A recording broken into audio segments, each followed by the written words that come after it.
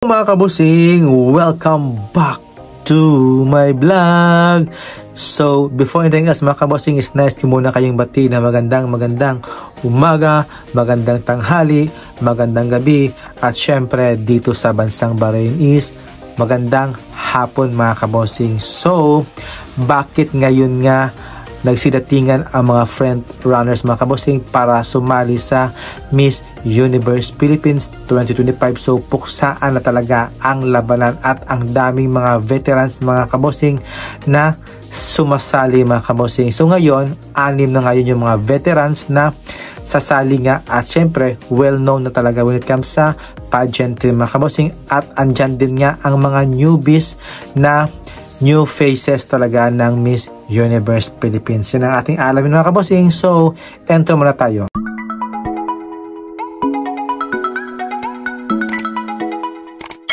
Yes mga kabosing, welcome back to my vlog. So, sawadikap, kapungkap, at salam alaikum po dyan. And then, ayan nga mga kabosing, ang ating tagline ngayon is, bakit ngayon lang nagsidatingan at ang dami talagang sumasali ngayon na mga veterans at title holders mga kabosing ng Miss Universe Philippines 2025 mga kabosing. So andyan na nga sa list si Aliana Marie Aduana na in-appoint bilang isang candidate sa Miss Universe Philippines from Siniloan, Laguna, na hindi rin talaga ito magpapakabog sa rampahan, patalinuhan at pagandahan ng katawan. At andyan na nga din si Wenwen Marquez na ang kauna-unahang Reyna Hispano-Americana na sumali sa patimpalak na yun mga kabosing at nag-uwi nga ng corona at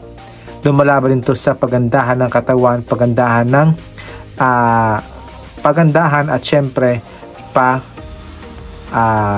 patalinuhan mga kabosing when it comes sa question and answer mga kabosing. At andyan din nga si Katrina Ligado na sumali din ito noong 2022 at nag-third runner-up nga at naging 5th runner-up sa Reyna Hispano-Americana 2021 mga kabosing. So ayan, si Katrina mga kabosing, sobrang ganda ng katawan niya at ang ganda ito mga kabosing, lumalaban ito when it comes sa pasarela mga kabosing, at hindi ito manlalamon talaga ito sa stage mga kabosing when it comes sa beauty and body mga kabosing.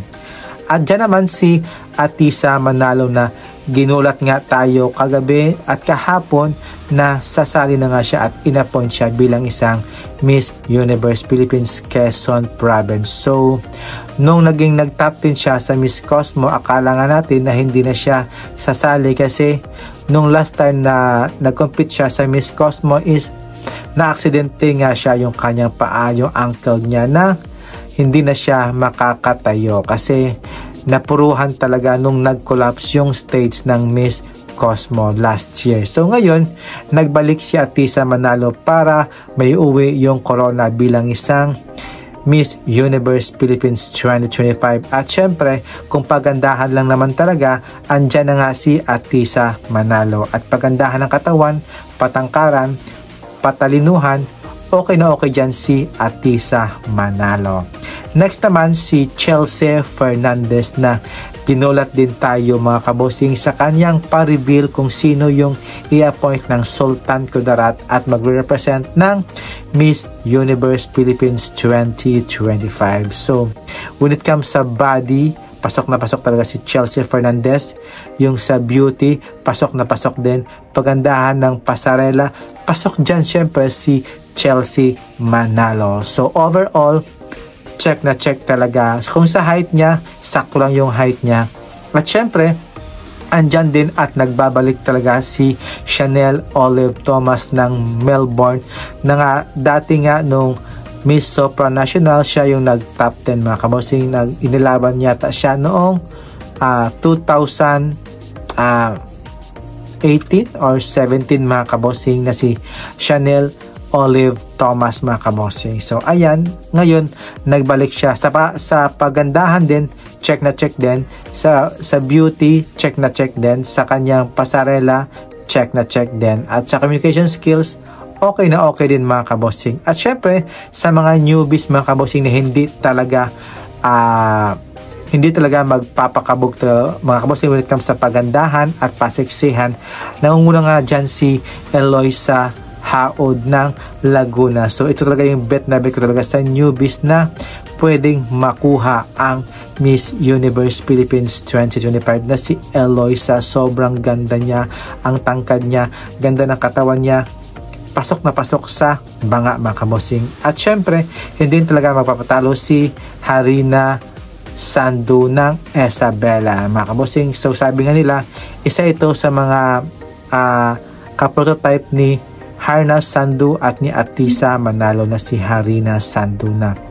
Kung when it comes sa pagandahan, pasiksihan at syempre matangkad ito mga kabossing, hindi ito nagpapahuli mga kabossing. Kaya lumalaban talaga ang Isabela ngayon.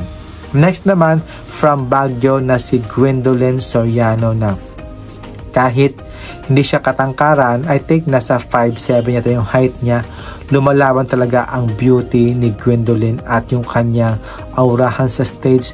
Lumalaban talaga ito mga kabossing when it comes sa performance at sa pagandahan ng mukha.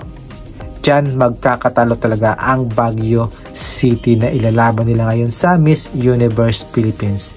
Next naman si Gabby Carvalho ng Cebu City. So ito talaga yung sinasabi nila na professional talaga na doctor na talaga sa Cebu City. When it comes sa pasarela, okay na okay naman yung kanyang beauty, pasok na pasok din mga kabossing. Yung kanyang intelligence, okay na okay naman mga kabossing. Sobrang swak na swak talaga.